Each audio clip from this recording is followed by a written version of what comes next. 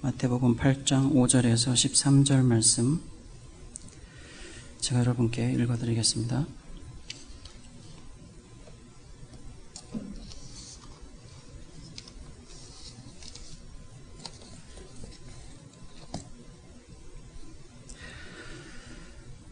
예수께서 가버나움에 들어가시니 한 백부장이 나와 간구하여 가로되 주여 내 하인이 중풍병으로 집에 누워 몹시 괴로워하나이다. 가라사대 내가 가서 고쳐주리라. 백부장이 대답하여 가로되 주여 내 집에 들어오심을 나는 감당치 못하겠사오니 다만 말씀으로만 하옵소서. 그러면 내 하인이 낫게 삼나이다. 나도 나무의 수하에 있는 사람이요 내 아래도 군사가 있으니 이더러 가라 하면 가고 저더러 오라 하면 오고 내 종더러 이것을 하라 하면 하나이다.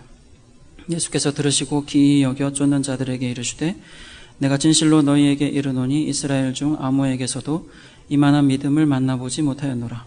또 너희에게 이르노니 동서로부터 많은 사람이 이르러 아브라함과 이삭과 야곱과 함께 천국에 앉으려니와 나라의 본 자손들은 바깥 어두운 데 쫓겨나 거기서 울며 이를 갈미 있으리라.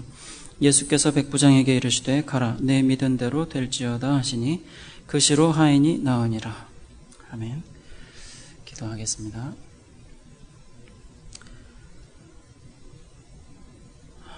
우리가 죽은 후에 우리의 죽은 몸을 예수의 몸처럼 다시 일으키실 성령이시오. 예수의 말씀 앞에 우리가 있습니다. 성령께서 우리들을 지혜롭게 하셔서 깨닫지 못하고 보지 못하고 마음을 바꾸지 못하여 치료받지 못하는 자 없도록 구해 주시옵소서.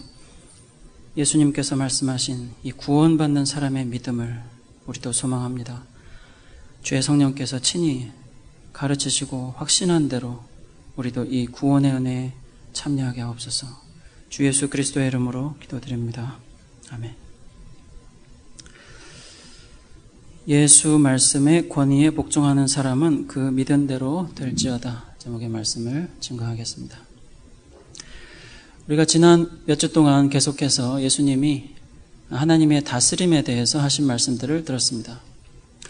간단히 말해서 하나님은 자기가 다스리고 싶어 하는데 그 다스림을 받는 사람들과 또 받지 않는 사람들이 세상에도 있고 무엇보다 예수님은 교회 안에 있음을 얘기하셨습니다. 우린 정말 예수님이 얘기하신 그 하나님의 통치, 하나님이 다스리는 그 힘이 통하지 않는 사람이 되고 싶지 않아요. 왜냐하면 우리가 이 예수님께서 말씀해 주시는 하나님의 통치에 대한 이야기들을 쭉 들어봤더니 결론적으로 예수님께서 하시는 말씀이 이 통치가 이루어지지 않으면 불타서 죽는다 그랬거든요. 물론 이 죽음이라는 게 소멸, 사라지는 건 아닙니다. 울면서 이를 갈면서 불못에 던져지는 고통이 지속되는 거죠. 그렇기 때문에 예수님께서 이 하나님의 통치를 받아들이는 사람으로 얘기하셨던 나는 참 이렇게 예수님 믿는 고귀한 사람, 하나님이 나를 참 가치 있는 사람으로 여기시는데 여기에 맞게 예수님께서 가르쳐 주신 그 아름다운 생활을 해야겠다 생각을 하는 것은 예수 믿고 구원받은 사람의 어떤 그 구원받은 사람의 삶의 한 노력이라기보다는 예수의 말씀에 의하면 나를 대접할 수도 있고 안 할 수도 있음으로써 대접한 사람은 살고 대접하지 않은 사람은 죽고 하나님의 통치를 잘 따라서 산 사람은 살고 거절하면서 계속 교회 안에 알곡과 함께 머무르기만 했던 가라지들은 죽는다 하는 이런 얘기를 들으면 결국 그것은 우리의 구원에 관한 이야기지 예수 믿고 예수 믿는 사람답게 열심히 상 받기 위해서 살아라는 얘기가 아니었거든요. 그래서 우리가 이런 얘기를 듣고 나서 예수님께서는 우리의 마음속에 바로 이런 질문을 남겨놓으셨습니다. 나는 어떻게 구속받은 사람으로서 크리스찬의 생활을 통해 다른 사람을 감동시킬 수 있을까?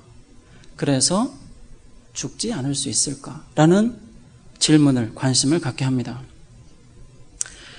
여러분, 제가 이 예수님의 다스림에 관한 비유의 이야기를 시작하기 전에 또 그 전에도 신명기 말씀을 함께 들을 때 그리스도인들의 성공의 길, 행복이 뭔지를 계속 들을 때 왠지 저는 우리 교인들이 기도를 하고 와야 한다는 생각을 많이 하게 됐었습니다. 그래서 예배 드리시기 전에 정말 우리가 예배하면서 하나님이 사람이지만 이런 목사를 통해서 성경의 뜻을 가르쳐 주셔서 구원의 길로 인도하신다고 믿는다면 되도록이면 마음의 준비를 하고, 하나님이 뭐라고 하실지 잘 모르니까요. 마음의 준비를 하고 들었을 때 조금 갈등은 될 수도 있고 잘 이해가 안 되는 어려운 것일 수도 있지만 결국에는 이해하고 믿어서 축복을 받을 수 있도록 마음의 준비를 해야 한다고 많이 말씀드렸습니다. 여러분, 다시 한번 말씀드립니다. 이제부터는 예수님께서 우리에게 구원받는 믿음이 무엇인지에 대해서 말씀하시는 것들을 듣도록 하겠습니다. 지금 말씀드린 대로 정말 우리에게는 하나님의 통치를 받아들여서 사는 것이, 교회 다니면서 그렇게 사는 것이 살기 위한 노력이거든요. 살기 위한. 예수님께서는 마치 그 달란트를 받은, 구원받은 사람이 또 다른 달란트, 같이 구원받은 사람들을 예수께 데려올 수 있는 그런 일을 한 사람의 믿음을 얘기하시는 것 같아요. 오늘 여기에 보면은요, 어떤 사람이 예수님께 부탁을 하러 왔는데 그 부탁을 들어주시면서 예수님께서 13절에 내가 믿은 대로 너에게 될지어다 그랬습니다.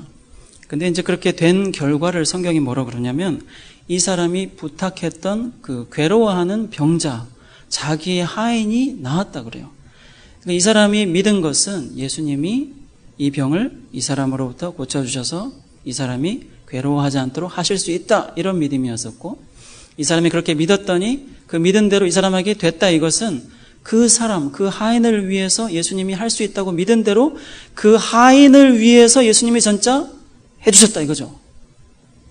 내가 필요로 해서 예수님께 무엇을 하실 수 있습니다 하고 온 사람들도 많았지만, 오늘 이 마태복음에서 예수님의 말씀을 믿고 그대로 믿어서 예수님께서 이 사람은 하나님의 나라에 들어올 사람이라고 구원받는 믿음으로 얘기한 사람은 어떤 사람이냐면, 괴로워하는 자기가 사랑하는 사람이 이 괴로움에서 벗어나려면 예수님께서 하실 수 있다라고 믿은 그 믿음이라고요.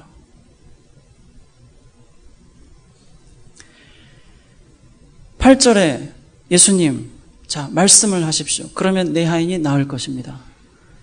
그랬더니 예수님이 네가 믿은 대로 너에게 될지어다. 자, 여기서 믿음이 뭡니까?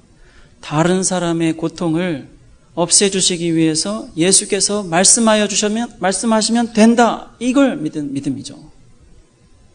여러분에게는 이런 믿음이 있으신지 생각하시면서 들어보시기를 바랍니다. 왜냐하면 이 믿음을 예수께서는 동서로부터, 해 뜨는 곳으로부터 해가 지는 곳까지 많은 사람들이 함께 하나님의 나라에 둘러앉아서 행복하게 먹고 마실 그 자리에 있을 구원받을 사람들이 바로 이 믿음을 가진 사람이라고 하거든요. 그러나 나는 구원받으리라고 생각했을 뿐 이런 믿음이 없었던 사람들은 결국 들어갈 수 있었음에도 결국 쫓겨났다고 합니다. 여러분, 우리에게는 정말 구원받은 믿음, 구원받을 믿음이 무엇인지에 대해서 관심을 갖게 만드시는데요, 예수님께서. 여기서 이제 우리는 조금 한 가지 낯선 세계로 들어갈 필요가 있겠습니다. 그 중에 하나 이제 군인들의 세계인데요. 그것도 요즘 군인들이 아니라 예수님 시대의 로마라는 이 제국의 군인들의 세계인데요. 이 사람이 그렇게 우리에게 구원받는 믿음이란 무엇인지 관심을 갖게 하면서도 이 사람에 대해서 우리가 알 수 있는 1차 자료들이, 성경을 읽어서 이 사람은 이런 사람이었구나 알 수 있는 그 1차 자료들이 우리가 보는 이 본문 안에는 그렇게 많이 나와 있지가 않아요. 그래서 몇 가지 좀 배경 지식을 참고할 필요가 있는데요. 우리는 그렇지만 이제 그 당시 사람들은 안 그랬죠. 군인에 대해서 무엇보다 잘 알고 있었을 겁니다. 누구보다. 여기 보시면 군인들의 세계를 좀 알 수 있는 몇 가지 그 자료들이, 간접적인 자료들이 있는데, 여기 이제 병이 나서 집에 쓰러져 있는 자기 하인을 이 사람이 고쳐달라고 예수님께 와서 5절에 보면 간청했다 그럽니다. 간청. 여러분, 간청은 예를 들어서 이 사람이 왔을 때 당신이 그 예수로군, 내 하인이 좀 아픈데 와서 고쳐줄 수 있겠어? 이건 간청이 아닙니다. 이 사람은 로마군 장교로서요, 한 80명 정도의 그 부하를 데리고 다니는 그 로마 군대의 중추 역할을 했던 가장 중요한 계급의 장교인데요. 그 로마 군대가 제대로 유지되려면 백부장들이 제대로 현장에서 싸워줘야 됐었어요. 가장 실무에 책임을 많이 진 계급의 장교들이 백부장이었습니다. 센츄리언. 근데 이런 사람이 와서 예수님께 아마도 간청을 간절히 부탁을 했다는 것은 그 시대의 군인들의, 그리고 이 백부장이라는 사람들의 흔한 모습이 결코 아니었을 거예요. 그럼 이 사람이 평소에 예수님을 알고 지냈었느냐? 그렇지 않아요. 이 얘기를 잘 읽어보면 지금 처음 만났습니다. 그런데 어떻게 예수님한테 이렇게 이상한 태도로, 놀라운 태도로 다가왔을까요? 여기서 이 백부장이 간청을 했다는 말, 예전에 그 아람이라는 훨씬 더 예전에 외국의 군인이 문둥병에 걸린 사람이 있었어요. 이 사람이 이제 그 나아만이라는 사람이었는데, 자기가 이제 하도 고통스럽게 자존심 상하면서 사는 거죠. 높은 장군이지만 더러운 문둥병자라는 얘기를 들으면서요. 근데 이제 자기 집에 하인이 자기 나라에 엘리사라는 병을 잘 고치는 하나님의 사람이 있다고. 그래서 찾아갔습니다. 찾아가서 이제 문 밖에 서서 불렀는데 엘리사가 자기를 되게 무시하는 거예요. 나와서 인사도 안 하고 그냥 가서 요단강에 7번 목욕이나 하쇼. 그래서 자기를 고쳐줄 거라고 믿고 왔긴 하지만 똑같은 자기가 병에 걸린 나아만은 자기 하인의 병을 고쳐달라는 이 군인과는 좀 다르긴 해도 병이라는 공통점, 그리고 굉장히 높은 군인이라는 거, 그리고 예수의 능력, 어떤 하나님의 사람의 능력, 비슷한 상황과 장면 속에서 이 사람은 자기한테 엘리사가 건방지다고 생각해서 열받아서 그냥 가려고 그랬습니다. 근데 여기 백부장이 와가지고 간청했다는 거는 그런 면에서 굉장히 다른 거예요. 그 나아만이라는 사람은 일찍부터 얘기를 듣고 그래? 하면서 절실한 마음으로 고쳐달라고 왔어도 막상 자존심 상하게 자기를 푸대접하는, 자기가 더 높은 사람이고 장군인데 나와서 인사도 안 하는 엘리사라는 사람에게 기분이 굉장히 나빴거든요. 근데 이 사람은 왜 오자마자 무릎을 꿇었을까? 그리고요, 6절에 보면 내 하인이 너무 괴로워한다는 이런 얘기를 하고 있는데요. 여기 하인이라는 그리스어가 때로는 어린이, 아들이라는 뜻으로 많이 번역이 됩니다. 그래서 오직, 종, servant이라는 말로 번역되는 그리스어가 있는데 여기서 지금 내 하인이 너무 아파서 집에서 쓰러져서 누워 있습니다. 너무 괴로워합니다라고 할 때 하인이라는 말은 마태복음 2장에서 유대나라 그 임금이었던 헤롯 왕이라는 사람이 예수님이 태어나신 바로 그 시기에 아기 예수가 왕이란 말을 듣고 죽이려고 했다가 실패를 하거든요. 그래서 화가 나서 베들레헴에 사는 2살 이하의 남자아이를 다 죽이라고 그럽니다. 그때 2살 이하의 남자아이라고 했을 때 아이란 말을 바이스, 여기서 쓰는 내 하인이라고 하는 말과 똑같아요. 그러니까 아이라는 말도 됩니다. 12살쯤 된 소녀가 죽었을 때도 예수님께서 그 침대 곁에서 아이야 일어나라 그러거든요. 그 아이란 말이 여기 하인이란 말이에요. 똑같은. 그러니까 지금 백부장이 염려하는, 괴로워하는 모습을 보면서 불쌍하게 생각하는 그 하인은 미성년자예요. 나이가 어리고, 그리고 어쩌면 아이나 아들로도 번역할 수 있다는 특성상 자기가 무척 사랑하는 그런 신부는 주인과 종이었을지 몰라도 아들처럼 혹은 딸처럼 여기는 그런 미성년자 하인이었을 겁니다. 근데 미성년자고 자기가 좋아하면 백부장들이 이렇게 누워서 아프다는 걸 보고 견딜 수 없어 하는 사람들이었을까? 그렇지 않아요. 백부장들은 아까 말씀드린 대로 로마 군대에서 굉장히 중대한 역할을 하는 사람들인데요. 여기서 잠깐 로마 군대의 사정을 말씀드리면 이제 군인들이 굉장히 훈련을 잘하기로 유명했었습니다. 왜 로마가 제국이 됐냐면 한마디로 로마는 군인들의 나라예요. 원로들이라고 해서 정치하는 고위 정치인들이 있긴 했지만요. 바로 밑에는 이퀘스트리언이라고 그래가지고 군인들 출신의 장군들이 이제 바로 밑에 계급에 들어갑니다. 정치력이 굉장했었죠. 그리고 황제들은 군인들의 가장 높은 지휘관이었었고요. 이 훈련은 피 흘리지 않는 실전이고 실전은 피 흘리는 훈련이다. 이게 로마 군인들의 모토였었는데요. 이 말은 훈련을 전쟁처럼 한다 이거죠. 피만 안 났지. 근데 이제 신입병사들은 사크라멘툼이라고 그래가지고 일단 군인이 되면 한 26년간 군복무를 하는데 1년에 한 번씩 반드시 맹세를 합니다. 나의 지휘관에게 내가 로마 시민이지만 모든 권리를 양도한다. 죽여도 좋다 이 말이죠. 그러면서 예를 들면 보통 걸음 속도로 이제 훈련할 때 5시간에 한 30km 걷는 거, 빠른 걸음 이러면 한 36km 정도 걷는 것을 늘 연습합니다. 하루에 2번 훈련하고요. 말을 탄 상대가 올 때 어떻게 공격하나. 로마 군인들이 이렇게 해서 이렇게 휙 베는 것보다는 이렇게 찌르는 걸 훨씬 잘했었어요. 이 연습, 그리고 이제 진을 형성하는 거. 영화 같은 데 보면은 화살이 막 빗발처럼 쏟아질 때 이 사방에 이 정사각형 형태로 혹은 사각형 형태로 이렇게 그 방패를 올려놓고 이렇게 조금씩 전진하죠. 무지막지한 훈련의 결과입니다. 그런 식으로 혹시 조금 죽더라도 결국 성으로 다가가서 정복하죠. 그런 식의 훈련들, 수영하기, 돌 던지기, 캠핑하기, 그런데 이 군대가 강할 수 있는 이유는 이런 훈련도 있지만 실수하면 바로 죽었어요. 그래서 이제 훈련하다 보면, 근무 서다 보면 졸잖아요. 존다! 죽습니다. 로마 군인들은. 그리고 무단 근무 이탈, 죽습니다. 절도, 죽습니다. 고리대금, 죽습니다. 동성애, 죽습니다. 죽는 거 어떤 식으로 죽이냐면, 이 천부장이라고 자기가 군인이 되면서 맹세했던, 난 그 사람한테 내 목숨을 바칩니다 했던 그 한 500명에서 1000명 정도의 부하를 거느린 그 지휘관이 간단한 재판을 하고 한 대 딱 때려요. 몽둥이로. 그러면 나머지 군인들이 전부 와서 몽둥이나 돌로 쳐 죽입니다. 그 사람을. 근데 한 10명 정도 이런 실수로 혐의가 있으면 어떻게 될까? 10명 다 죽습니다. 100명 정도의 한 부대가, 작은 부대 단위가 그렇게 되면 어떻게 될까? 다 죽습니다. 그래서 강했던 거예요, 로마는. 근데요, 이 사람이 지금 백부장이라고 하면은 어떤 사람이냐면 부대당 한 59명의 백부장이 있는데요. 한 사람당 한 80명의 부하가 있었다고 그래요. 그런 군기와 그런 훈련을 견뎌내고 세계 최강의 나라를 유지할 수 있었던 로마 군대는 가장 중요한 요직에 센츄리온이라는 백부장들이 있었는데요. 옷이 굉장히 화려합니다. 빨간색에 가슴에는 은색 그 갑옷을 입어요.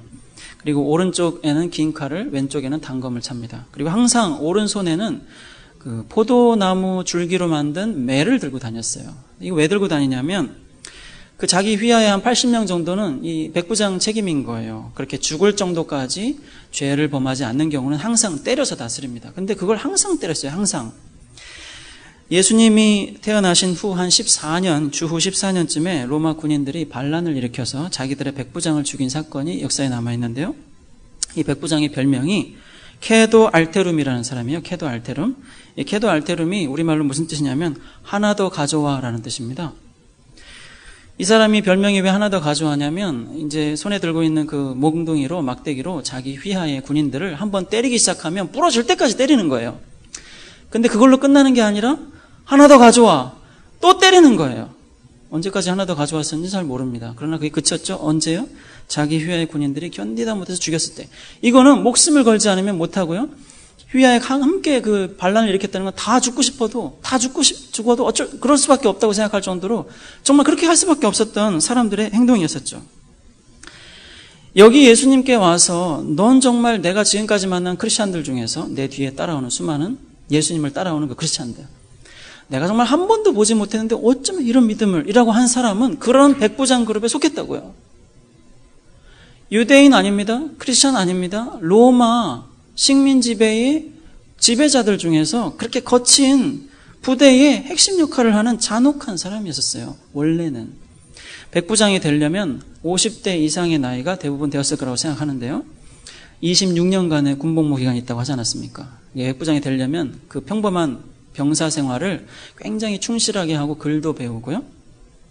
그렇게 해서 차차 진급하는 경우가 많았다고 합니다. 물론 이제 낙하산처럼 이 사람 좋은 사람이요 해서 백부장이 되는 사람도 있었지만 그만큼 혹독하게 자기 부하를 다스리면서도 가장 전쟁의 최전선에 나가서 싸워야 되는 사람이 백부장이거든요. 그래서 이 사람들은 제대로 하지 않으면 안 되는 중요한 자리에 있기 때문에 낙하산이 돼도 별 이상한 사람이 될 수는 없었어요. 대부분은 입고 있는 그 은색 방패나 그 은색 그 군복, 쇠로 만든 군복이 닳아서 헤어지는 게 백부장이 된 과정을 증명한다고 믿었습니다. 자, 그런데 이 백부장이 예수님을 오늘 여기 보면은 퀴리에 주님이라고 부르는데요. 이 백부장들은 다시 말씀드리지만 이 로마의 핵심 그 로마 제국을 유지하는 군인 계급이라고 그랬죠. 군인들은 주님이라고 하는 사람이 있다면 자기들의 지휘관, 그러나 이 사람은 장교이기 때문에 예수님께서 지금 계신, 바로 지금 예수님을 만나서 주님이라고 부르는 바로 그 시대에는, 그때는 티베리우스 율리우스 시저 아우구스투라는 사람이 로마에 가면 여러분들이 정말 상상할 수 없는 건물 속에서 상상할 수 없는 사치를 누리면서 손가락 하나로 나라 하나를 쥐었다 폈다 할 수 있는 권세를 누리고 있는 때였습니다. 오직 그 사람에게만 퀴리에라고 할 수 있었어요. 주님, 자기 목숨을 거는 충성스러운 병사로 사는 사람이었습니다. 그런데 이 사람이 어쩌다가 로마 군대의 실질적인 중추 역할을 감당해야 했던 가장 용맹한 실전 부대의 백부장 그룹의 한 사람인 이 사람이 왜 지엄한 태양신의 대리자 영원한 제국의 리더 티베리우스를 놔두고 로마 사람들이 야만인이라고 특별히 규정해서 정말로 무시했던 이 유대 총구석에 먼지 묻은 신발을 신고 다녔을 것이고, 그나마 식민지 지역의 지배 계급에는 들지도 못하는 한 총부한테 갖다 붙일 수도 없는 퀴리에라는 말을 하고 있을까? 만나본 적도 없는 사람이. 여러분들은 예수의 말씀에 대해서 얼마나 권위를 느끼고 계십니까? 이 사람은 자기가 왜 예수를 퀴리에라고 하는지 그 다음에 이 사람이 하는 좀 긴 말을 통해서 설명하는데요. 이 사람이 자기가 왜 예수를 황제가 아닌 자기가 화가 나면 때려서 죽여도 아마 괜찮았을 이 미개한 야만인 중에 한 사람에게 퀴리에라고 하는지 그 이유를 설명하면서 예수님이 자기 집에 와서 고쳐주겠다고 하니까 하는 말이 여기 9절 말씀에, 사실 나는 내 밑에 군인들이 있어서 그 군인들한테 일로 와 하면 오고 절로 가 하면 오고 절로 가고 너 이거 해 그러면 한다 이거예요. 나도 그런 사람인데 예수님이 왜 그렇게 하십니까? 나한테 오실 필요가 뭐 있습니까? 그냥 말씀만 하세요. 자기하고 예수님을 비교합니다. 그래서 자기도 지금 어떤 사람의 권세 아래에 있는 명령과 순종의 사회 안에 있는 이 지배계급의 한 사람이라는 거예요. 그러나 예수 당신은, 내가 퀴리에라고 부르는 당신은 이런 나에 비하면 감당할 수 없는 높은 위치에서 명령하면 그대로 이룰 수밖에 없도록 대단한 힘을 가진 사람이라는 거예요. 그러면서 백부장이 내 집에 오심을 감당치 못하겠다고 했는데, 정확하게 얘기하면 당신이 내 집의 지붕 아래로 오는 것을 나는 정말 감당할 수 없다, 이 얘기예요. 지붕이라는 높이 있는 게 예수님이 오셔서 그 예수님을 이렇게 밑에다 두고 지붕이 이렇게 누르는 것도 자기는 도저히 허락할 수 없다는 거예요. 그만큼 높은 분이라는 거예요. 예수님을 만나서 언제 감동한 적이 있었나? 이 사람이 예수님을 권위가 있다고 인정하는 근거는 딱 하나입니다.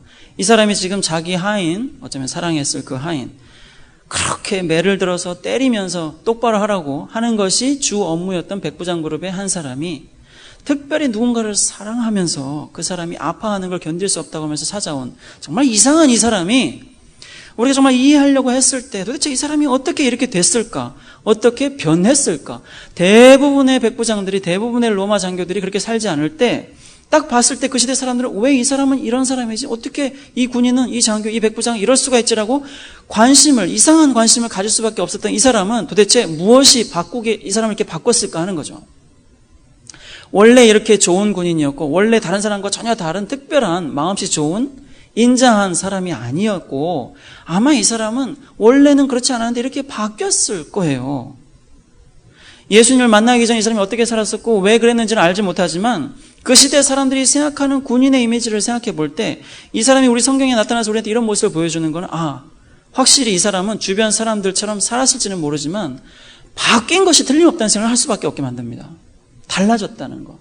뭐가 바뀐 거죠?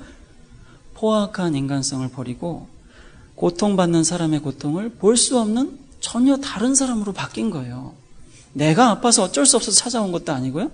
자기 집에 아들도 아니고 딸도 아니고 부인도 아니고 자기 집에 하인이 괴로워서 누워있는 것을 볼 수 없다고 하면서 예수님한테 부탁한다고 오면서 간청을 하는 사람으로 바뀐 거예요.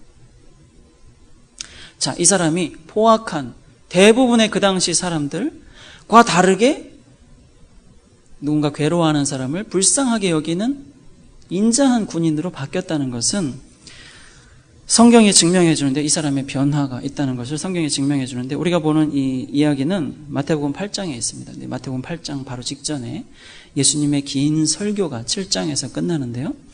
예수님이 이 설교를 쭉 하신 다음에 마지막에 하시는 말씀이, 도대체 너희들은 나한테 주님 주님 그런다. 근데 내 말을 듣고 안 하는데도 그렇게 주님 주님 그런다. 내 말을 듣고 하지는 않으면 집을 모래 위에 지은 것처럼 아무 소용없다. 근데 이제 똑같은 얘기를 누가복음에 가면 예수님이 너희들은 나를 주님 주님이라고 하지만 왜 내가 하라고 하는 것은 하지 않느냐라고 이렇게 얘기를 하세요. 너희들은 나를 주님 주님 그런다. 근데 오늘 우리가 이 예수님의 이 말씀 바로 다음에 예수님께 찾아와서 주님 주님 하는 두 번의 주님의 말을 하는 사람을 만납니다. 이 백부장이 6절에서 주님 내 하인이 중풍병으로 누워서 너무 괴로워합니다. 주님 그랬죠? 8절에서 주님 내 집에 들어오심을 감당할 수가 없습니다. 주님. 자, 그렇다면 이 사람은 예수님을 주님 주님 그러는데 아까 예수님께서 한탄하신 것처럼 나한테 주님 주님 그러면서 내가 가르치고 내가 하라고 하는 것은 안 하는데 왜 그러냐라고 한 그 사람일까요? 우리한테 비교하도록 만들죠. 의도가 있습니다. 이 성경을 읽었던 처음 예수 믿었던 사람들도 바로 그런 관심을 갖고 봤을 거예요. 이 사람도 정말 예수님께서 그렇게 가르쳐주고 그렇게 얘기하시면서 이렇게 들었었지만 아니야 내가 말하는데 내가 말하는 대로 해 라고 했던 예수의 설교의 말씀을 듣고 주님 주님 했었지만 그냥 하지는 않았던 그런 사람일까? 아니면 주님 주님 하면서 진짜로 했던 사람일까? 궁금하게 만듭니다. 이 사람이 종에게 이렇게 인자했었다는 것, 그리고 이 사람이 예수님 정말 내 집에 오는 것도 난 감당할 수가 없다면서 예수님의 권위를 얘기하는 것이 지금 말씀드린 이 부분뿐만 아니라 산상수훈의 예수의 설교, 예수의 말씀과 이 사람의 믿음을 관계짓는 게 있는데 말씀드렸잖아요. 백부장은 로마 시대 장교로서 백부장은 마음씨 좋은 사람이 아니에요. 원래 마음씨 좋으면 잘려요. 매들고 다니면서 다스려야 된다니까요. 제가 우리나라 군대는 그 정도는 아닙니다. 근데 이제 저는 또 그렇게 험한 군대 생활을 하진 않았어요. 그래도 늘 잊혀지지 않는 게 하나 있는데 저희 부대에 이제 여군 장교분이 계셨어요. 대위이셨습니다. 이제 여기 백부장을 요즘으로 아마 대위하고 소령 중간쯤 되는 그 정도라고 생각을 해요. 여기 이제 보좌관님께서 하루는 한밤중에 우리 소대원들을 데리고 행군을 하셨어요. 다 일어나! 이제 행군을, 원래 밤에는 특별한 일이 없으면 안 합니다. 이제 훈련 기간도 아니었었고. 무장을 하고 이제 한밤중에 걸어갔습니다. 도라산이라고 옆에 있는 다른 진지로 가는 거였었는데요. 적기가 나타났다! 그럼 어떻게 되는지 아십니까? 바로 이제 엎드려서 싸 자세를 하는 거죠. 여러 번 가다가 적기가 나타났다! 적기가 나타났다! 그러다 이제 드디어 이제 도라산에 올라갔습니다. 도라산에 이제 한참 이제 걸어서 올라가서 우리 보좌관님이 그러셨어요. 도라산에도 해답이 없다. 해산 돌아간다. 다시 내려오는 거예요. 그러니까 이제 별로 특별한 이유가 아니라 보좌관님이 뭔가 자기 마음속에 고민이 있는데 그냥 우리 데리고 한번 행군해 본 거예요. 그냥.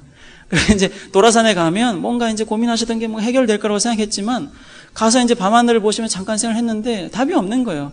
가자 하고 이제 온 거예요. 그냥. 저는 우리 보좌관님은 나쁘다고 생각은 안 합니다. 근데 이제 그런 비슷한 에피소드들이 굉장히 많았었어요. 그냥 하라면 하고. 근데요, 이렇게 하면 안 될까요? 그런 거 안 통했습니다. 우리나라 군대도 그랬었어요. 그러니까 제가 지금 말씀드린 게 뭐냐면, 여기서 우리가 보고 있는 이 훌륭한 크리스찬 백부장이 남달리 정말 원래 이런 좋은 사람이라고 생각할 수는 없어요. 그렇게 생각할 수는 없어요. 지금 이 말씀에서 당신의 말씀은 너무 지엄한 권세가 있기 때문에 말하면 이루어져야 하는 것인데 나 같은 사람도 그렇게 하는데 예수님 퀴리에 황제시여 라고 하는 사람이 그렇게 할 필요가 없다는 거예요. 근데 예수님이 뭐라고 하신지 아십니까? 너희들은 살인하지 말라는 말을 들었지만 바보라고 하면 지옥에 갈 줄 알아. 내 말 잘 들어. 그랬거든요. 이 사람이 지금 예수님을 주님 주님 말로만 하고 글쎄요. 얼마나 많은 사람을 죽였을지 모르지만 저는 확신합니다. 수많은 사람을 죽였을 거라고. 그렇게 만드는 조직 속에 있었어요. 제가 군대 갔을 때도요. 사격을 훈련할 때마다 제 마음속에 늘 이렇게 좀 캥겼던 게 뭐냐면 이게 이제 사람 죽이는 연습하는 거거든요. 16발이었나 20발인데 그거 못 넘기면 계속 총 쏴야 되고 되게 힘들었었습니다. 그래서 어떻게 해서든지 잘 맞추는 일은 내가 어떻게 해서든지 사람을 잘 죽일 수 있는 사람으로 준비가 되는 거였었어요. 그래서 저는 그런 게 내가 아무리 군인이 되긴 했지만 여기서는 죽여도 된다는 어떤 그런 이 공동의 어떤 의식, 인식, 합의 속에서 죽이는 연습을 하고 뭐 이렇게 한다는 게 굉장히 힘들었었어요. 그러나 로마 군대에서 이 백부장은 그런 부담이 아니라 싸우면서 죽여야 되는 사람이라니까요. 그런 사람한테 예수님이 크리스천들에게 말이죠. 살인하지 말라고 듣고 살은 모양인데 뭐 사람을 안 죽이면 되는지 아느냐? 천국 가고 싶으면 누구를 바보라고 하지 마. 눈에는 눈, 이에는 이. 내가 말하는데 한쪽 뺨을 맞으면 다른 쪽 뺨까지 돌려줘라. 그러니까 이런 얘기를 하시고 나서 나한테 주님이라고 할 뿐 하지 않으면 아무 소용없어라고 한 이 얘기를 바로 다음에 이제 주님 부르면서 예수님을 퀴리에 하면서 예수님은 그렇게 권세 있는 말씀을 하시는데 어떻게 지금 우리 집에 오실 필요가 있단 말입니까 하면서 말씀 하나만 해달라고 할 정도로 예수의 말씀의 권위를 인정한다는 것은 이 사람이 그것이 통하지 않는 잔인함이 상식이고 거만함이 상식이고 매가 자기가 백부장으로서 충성하는 길이라고 모든 사람이 알고 있는 곳에서 예수의 말씀의 권위를 인정하기 때문에 때리지 않고 죽이지 않고 욕을 하지 않으면서 살 수밖에 없도록 싸웠던 노력을 한 사람이란 뜻이에요. 예수를 만나기 전에 퀴리어라고 부르고 예수의 말씀의 권위를 인정하는 모습으로 나타났다는 것은 우리로 하여금 이 사람이 정말 예수님께서 설교를 통해서 이렇게 들었었지만 나는 이렇게 말한다고 하면서 예수의 권위를 주장하시면서 내가 하는 말이 권위가 있다고 하면서 내 말대로 하지 않으면 죽는다라고 했던 이 예수의 권위를 인정한다는 것은 그 권위 있게 하신 말씀, 군인으로서는 따를 수 없었던 말씀, 그렇게 포악해서는 안 된다는 거, 그렇게 포악하게 다스리는 게 당연한 군인의 정신이라는 거, 사회생활을 잘하는 길이라는 거, 이걸 받아들이지 않았다는 것을 우리한테 믿을 수밖에 없게 만들어요. 이렇게 달라지기 시작한 사람이 결국 어떤 믿음을 가지게 됐냐면 다른 사람을 잔혹하게 다스려서라도 강한 군인, 충실한 내 인생을 사는 게 당연하다고 믿었던 사람에서 자기 집에 죽어도 괜찮은 물품 목록 소유물 중에서 가장 밑에 있어도 써도 되고 안 써도 되는 한 인간 하인의 고통을 볼 수 없어서 예수께 와서 엎드려서 빌게 만들었다고요. 이게 무슨 하나의 친절로 되겠습니까? 이게 무슨 그 하인에 대한 어떤 이익 때문에 얘가 없으면 나 굉장히 손해인데 라는 어떤 그 한순간의 동기로 할 수 있는 일이었겠습니까? 아니에요. 예수님은 이 사람의 믿음을 정말 나를 따라오면서도 주님 하지만 결국 내가 하라는 것은 하지 않고 내가 말하는 것을 다 무시하면서 천국에 들어가기를 바라는 사람들이 다 쫓겨났을 때 이 사람은 결국 천국에 앉게 될 거라고 영생을 약속하세요. 이런 믿음의 사람이 어떻게 그렇게 한순간, 혹시 진심이라고 해도 한순간뿐일 그런 동정심을 가지고 예수께 와서 간청을 하면서 말씀 하나면 다 이루어질 겁니다. 당신의 말씀은 지엄하십니다. 라고 할 수 있었겠냐고요. 변화되는 고통과 그 고통 속에서 제대로 자기 자신을 받아줄 줄 아는 사회와의 고민을, 사회와의 불충돌을 이미 겪을 대로 겪은 사람인 거예요. 어떻게 이런 백부장이 천부장이 될 수 있겠어요? 포기했죠 벌써. 그러나 자기에게는 이제 퀴리에가 황제가 아니라 티베리우스가 아니라 예수라는 거예요. 여러분, 예수의 말씀에 관심을 가졌었고 그리고 그 말씀에 관심을 갖고 믿다 보니까 예수의 권위를 실제로 황제의 권위보다 큰 권위로 확인할 수 있었던 사람의 이야기를 듣고 있습니다. 여러분, 성경을 읽는 이유가 있으신지 여쭤보고 싶어요. 여러분들은 왜 성경을 읽고 있습니까? 안 읽는 것은 혹시 예수의 말씀에 관심이 없다는 것을 증거하는 것 아닐까요? 우리가 예수님을 주님 그리고 영생을 얻을 수 있다는 확신을 가지고 또 그렇게 주님 하지만 그러나 이 사람이 예수님께 영생을 선언받고 이런 믿음이 또 있을 수 있는가라고 할 수 있을 그 확실한 그 영원한 생명의 보장을 받았던 믿음은 예수의 말씀의 권위를 인정한 것이었거든요. 천국에 가는 믿음은 예수의 말씀의 권위를 이 세상 어떤 사람이 내 말 들어라고 하는 것보다 더 크게 인정하는 것입니다. 예수의 말씀의 권위를 인정하는 것은요, 예수의 말씀에 매력을 느끼는 것을 뜻합니다. 예수의 말씀을 듣고 싶어 하게 만드는 것을 뜻합니다. 읽지도 않고 그것을 고민하지도 않는다면 내가 주님, 주님이라고 하는 말은 그렇게 신빙성이 없어요. 안 읽어도 괜찮다는 것, 권위가 없다는 것, 그 얘기입니다. 예수 말씀의 권위를 강하게 느끼면 우리는 예수의 말씀에 매일 관심을 갖게 됩니다. 성경을 자주 읽자는 권면을 드리는 것이 아닙니다. 여러분들이 만약 성경을 자주 읽진 않아도 그것을 잊지 않고 여러분의 생활 속에서 나를 도저히 이 말씀대로는 살 수 없게 만드는 이 현실 속에서 잔인한 사람은 잔인하게 살아야 백부장으로 남고 천부장이 될 수밖에 없는 곳에서 뺨을 때리지 말라 그러고 살인하지 말라 그러고 욕하지 말라는 예수의 말씀이 고민하게 만들 때 그걸 인정하지 않으면 예수를 귀리해라고 감히 말할 수도 없고 그러면서 하나님의 나라에 들어갈 꿈도 꿀 수 없었던 그 사람의 모습처럼 우리에게도 내가 여기 연구실에서 학교에서 난 교회에서 주님 주님 할지 모르지만 찬송할지 모르지만 예수님이 너 내가 이렇게 하라고 하는 걸 왜 안 하냐는 말을 듣게 살면 오늘 이 사람이 가진 믿음을 우리는 갖고 있지 않아요. 우리는 예수님께서 보시면서 정말로 많은 사람이 천국에 와서 함께 정답게 모여서 사랑하는 마음으로 잔치할 때 함께 올 수 있는 믿음이 아니라고 그러세요. 목사라고 항상 성경을 보니까 그렇게 얘기하겠지. 천만에요. 목사님들께서 정규적으로 성경을 읽고 또 필요하기 때문에 준비해서 얘기는 하지만 자기가 변하지도 않고 이 백부장처럼 말이죠. 엄청난 사람들을 예수의 말씀과 관련 없는 곳으로 무작정 대량으로 그렇게 끌고 가는 걸 보면 예수의 말씀의 권위를 느낀다는 거하고 예수의 말씀을 그냥 읽고 누구한테 얘기한다는 것은 천지 차이입니다. 예수의 말씀에서 예수의 권위를 찾는 게 구원 얻는 믿음이에요. 여러분, 나는 그런 비극에 빠지지 않기 위해서 성경을 읽는 이유가 있는가? 난 정말 내 입으로 주님 주님 하는 말을 예수한테 증명하고 있는 것일까? 예수님이 정말 나를 만났을 때 네가 내 말의 권위를 인정하면서 나를 대접했다는 말을 들을 수 있는 것일까? 예수의 말씀에 절대 권위를 순종해서 그럼으로써 내가 혜택을 얻고자 함이 아니라 내가 불쌍해서 견딜 수 없는 사람을 예수의 말씀의 권위로 그 고통을 없애주는 믿음을 내가 가지려고 하는 것일까? 이 백부장의 믿음 말입니다. 여러분,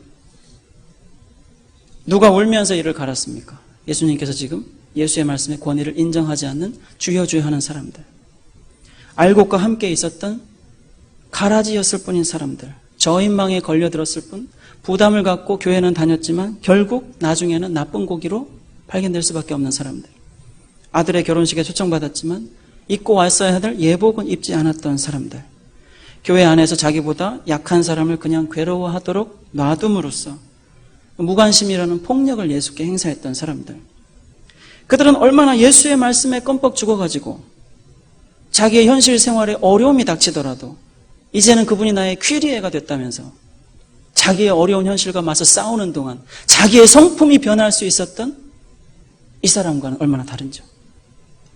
이 사람이 이런 믿음을 갖기 위해서 한 것이 뭐였습니까? 자기의 어려움을 해결할 수 있도록 예수께 와서 간청한 거였습니까? 이미 예수의 말씀을 권위 있게 받아들여서 그 권위 있는 말씀을 자기의 현실 생활 속에서 어렵지만 현실과 싸우면서 그 권위를 인정하면서 살았던 구원받은 사람은 그 믿음이 어떻게 증명이 되는가?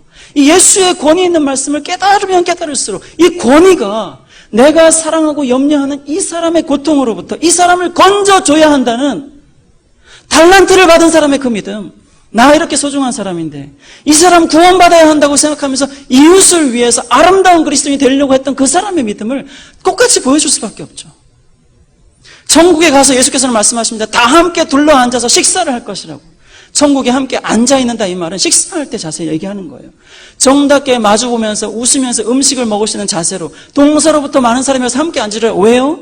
이 백부장처럼 저 사람이 견딜 수 없는 고통 속에 있는 것을 나는 참을 수 없다면서 내가 받아들이고 순종한 그 예수의 말씀의 권위를 의지하면서 주여 고쳐주시옵소서, 건져주시옵소서 간청하면서 부탁하다 보니까 그 사람과 나, 아니 우리 모두가 함께 앉아서 즐겁게 식사하는 그 사랑의 자리에, 영원한 생명의 자리에 들어가게 된다는 것이죠. 여러분, 오늘 우리가 예수께서 구원받을 믿음이라고 하신 믿음은 내가 예수 믿고 구원받으리라는 믿음이 아닙니다. 그 믿음도 있을 거예요, 나중에. 하지만 오늘 예수께서 말씀하시는 믿음, 내 말이 너에게 권위가 있다면 내가 하라는 것을 하라. 우리가 그 권위를 받아들이고 그 하라는 대로 할 때 우리는 변하게 됩니다. 우리는 내가 아니라 내가 사랑하는 저 사람이 그 고통 속에 있는 걸 견딜 수 없어 하면서 예수께 간청하는 사람으로 달라지고요. 내가 인정하면서 나를 바꿀 수밖에 없었던 그 권위 있는 예수께서 그 권위 있는 말씀으로 그 사람의 고통을 없애주시는 것을 볼 수 있게 됩니다. 기도하겠습니다.